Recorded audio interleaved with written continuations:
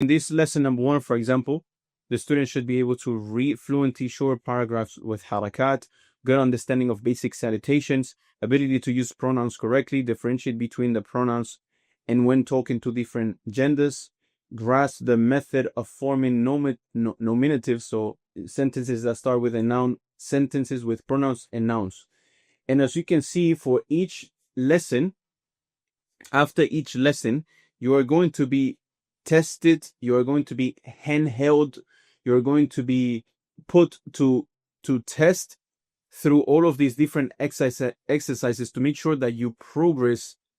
as you put it in practice. So you're learning, you're memorizing, you put it into practice, and you have a vetted Arabic teacher